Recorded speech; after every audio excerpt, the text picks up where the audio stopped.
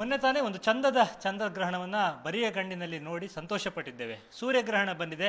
ಆದರೆ ಸೂರ್ಯಗ್ರಹಣ ಭಾರತದಲ್ಲಿ ಗೋಚರ ಇಲ್ಲ. ಹಾಗಾದರೆ ಪ್ರಪಂಚದ ಯಾವ ಭಾಗದಲ್ಲಿ ಸೂರ್ಯಗ್ರಹಣವನ್ನು ನೋಡಬಹುದು, ಈ ಸೂರ್ಯಗ್ರಹಣ ಸಂಭವಿಸುವುದು ಹೇಗೆ, ಈ ಎಲ್ಲ ವಿಚಾರವನ್ನು AP ಭಟ್ ಅವರಿಂದ ತಿಳ್ಕೊಳ್ಳೋಣ. ಸರ್, ಚಂದ್ರಗ್ರಹಣ ನೋಡಿದೆವು, ಸೂರ್ಯಗ್ರಹಣ ನೋಡಲಿಕ್ಕಿಲ್ಲ ಅಂತ ನಮಗೆ ಯಾಕೆ ಕಾಣುವುದಿಲ್ಲ? ನಮಗೆ ಎಲ್ಲಿ ಕಾಣ್ತದೆ? ಈಗ ಚಂದ್ರಗ್ರಹಣ ಆದರೆ ಅದು ಸುಮಾರು ಭೂಮಿಯ ಅರ್ಧಾಂಶ ಪ್ರದೇಶವರೆಗೆ ಕಾಣ್ತದೆ. ಚಂದ್ರಗ್ರಹಣ ಅದು ಸುಮಾರು 1-1.5 ಗಂಟೆ ಇರುತ್ತೆ. ಮೊನ್ನೆ ಚಂದ್ರಗ್ರಹಣ ಭಾರಿ ಚೆನ್ನಾಗಿತ್ತು. ಆದರೆ ಸೂರ್ಯಗ್ರಹಣ ಆಗಲ್ಲ. ಸೂರ್ಯಗ್ರಹಣ ಬರೇ ಒಂದು 180 ಕಿಲೋಮೀಟರ್ ವ್ಯಾಪ್ತಿಯಲ್ಲಿ ಕೆಲವೇ ಪ್ರದೇಶಕ್ಕೆ ಆಗುವಂಥದ್ದು. ಹಾಗೆ 21ನೇ ತಾರೀಕಿನ ದಿವಸದ ಈ ಗ್ರಹಣ ಇದೆಯಲ್ಲ, ಇದು ಪಾರ್ಶ್ವ ಸೂರ್ಯಗ್ರಹಣ.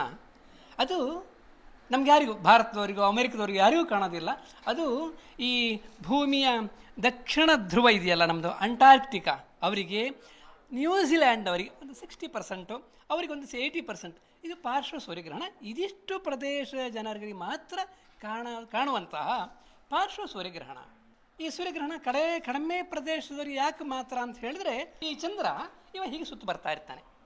ಈ 2 ಪಥಗಳು ಸಂಧಿಸುವ ಪಾಯಿಂಟಲ್ಲಿ ವರ್ಷಕ್ಕೆ 2 ಸಾರಿ ಗ್ರಹಣ ಆಗುವಂಥದ್ದು. 2 ಪಥಗಳ ಸಂಧಿಸುವ ಒಂದು ಈ ಬಿಂದುವಿನಲ್ಲಿ ಗ್ರಹಣ ಆಗುತ್ತೆ. ಈ ಪುಟ್ಟ ಚಂದ್ರ ಈಗ ಸೂರ್ಯ ಮತ್ತು ಭೂಮಿಯ ನಡುವೆ ಬಂದಾಗ ಇದು ಸೂರ್ಯನನ್ನು ಚಂದ್ರ ಮರೆ ಮಾಡೋದು. ಹಾಗೆ ಅತಿ ಕಡಿಮೆ ರೀಜನ್ಗೆ ಶ್ಯಾಡೋ ನಮ್ಗೆ ಗ್ರಹ ಕಾಣುವಂಥದ್ದು. ಹಾಗಾಗಿ ನಾಳಿನ ಗ್ರಹಣ ನಮಗಂತೂ ಕಾಣೋದಿಲ್ಲ. ಭಾರತ ಗ್ರಹಣ ಇಲ್ಲ. ಅದು ಅಂಟಾರ್ಕ್ಟಿಕಾ, ನ್ಯೂಜಿಲ್ಯಾಂಡು, ಸ್ವಲ್ಪ ಅಂಶ ಆಸ್ಟ್ರೇಲಿಯಾದವರಿಗೆ ಈ ಗ್ರಹಣ ಕಾಣುತ್ತೆ. ಸೊ ಭಯಪಡೋರು ಕೂಡ ಭಯಪಡಬೇಕಾಗಿಲ್ಲ. ಮೇಲೆ ನೋಡೋದು, ಸೂರ್ಯನ ಬೆಳಕಿನಲ್ಲಿ ಹೋಗೋದು ಸಾಮಾನ್ಯವಾಗಿ ಇರ್ಬೋದು ಅಂತ, ಆರಾಮದಲ್ಲಿರ್ಬೋದು. ನಾಳೆ ಸೂರ್ಯಗ್ರಹಣ ಇಲ್ಲ. ಭಾರತದವರಿಗಂತೂ ಸೂರ್ಯಗ್ರಹಣ ಇಲ್ಲ.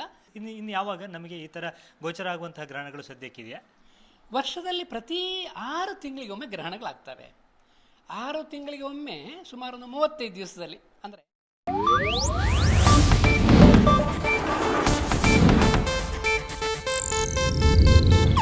ಇದು ಏಷ್ಯಾನೆಟ್ ನ್ಯೂಸ್ ನೆಟ್ವರ್ಕ್ ಪ್ರಸ್ತುತಿ.